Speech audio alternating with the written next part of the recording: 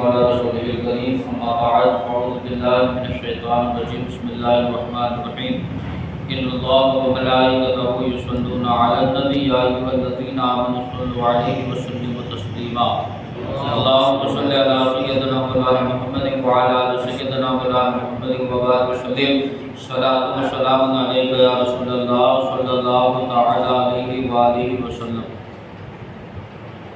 کل آپ حضرات نے حضرت عمر فاروق اعظم رضی اللہ تعالیٰ عنہ کی کرامت سماعت فرمائی۔ مزید ایک اور کرامت حضرت عمر فاروق اعظم کی سماعت فرمائی۔ امیر المومنین حضرت عمر فاروق اعظم رضی اللہ تعالیٰ عنہ نے حضرت ساریہ کو ایک لشکر کا سپہ سالار بنا کر نہاوند کی سرزمین میں جہاد کے لیے روانہ فرما دیا۔ آپ جہاد میں مصروف تھے، کون؟ حضرت ساریہ، کہ ایک دن حضرت عمر فاروق اعظم نے مسجد نبوی کے منبر پر خطبہ پڑھتے ہوئے ناگہاں یعنی اچانک ارشاد فرمایا، یا ساریۃ الجبل، اے ساریہ پہاڑ کی طرف اپنی پیٹھ کر لو۔ حاضرین مسجد حیران رہ گئے کہ حضرت ساریہ تو سرزمین نہاوند میں مصروف جہاد ہے اور مدینہ منورہ سے سینکڑوں میل کی دوری پر ہے، آج امیر المؤمنین نے انہیں کیوں کر اور کیسے پکارا؟ حضرت ساریہ تو یہاں موجود نہیں ہے، لیکن خطبے کے دوران حضرت عمر فاروق اعظم نے کیا فرمایا؟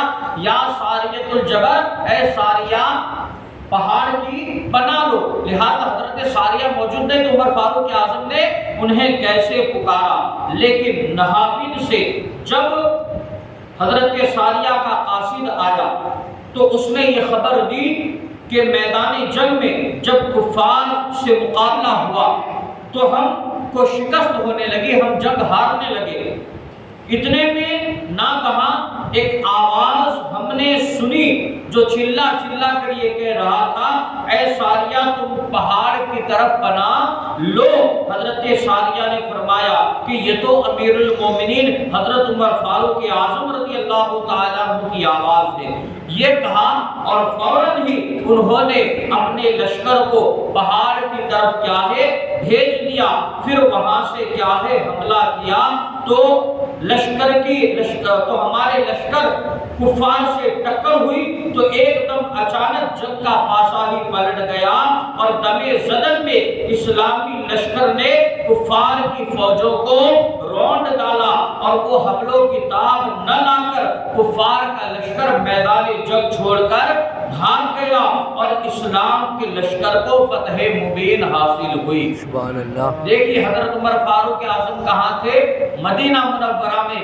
حضرت ساریہ کہاں تھے؟ مقام نہاوند میں۔ تو یہاں پر کیا ہے؟ حضرت عمر فاروق اعظم کی دو کرامتوں کا ظہور ہوا۔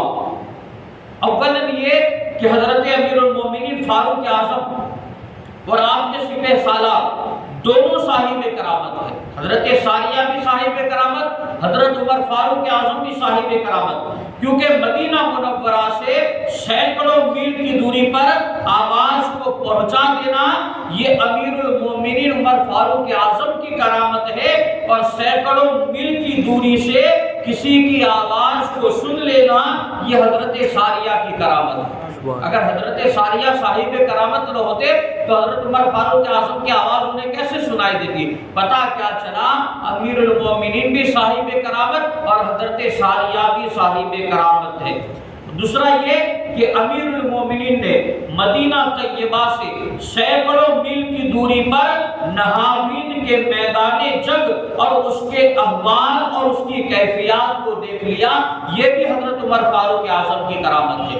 ورنہ انسان کیا ہے، اگر بیچ میں دیوار آ جائے تو پیچھے کا نہیں دیکھ سکتا، لیکن حضرت عمر فاروق اعظم مدینہ منورہ میں رہ کر مقام نہاوند کو دیکھ رہے ہیں، تو یہ بھی کیا ہے؟ حضرت عمر فاروق اعظم کی کرامت تھی۔ رب قدیر کی بارگاہ میں دعا ہے اللہ تبارک و تعالی علم دین سمجھ کر اس پر عمل کرنے کی نیک توفیق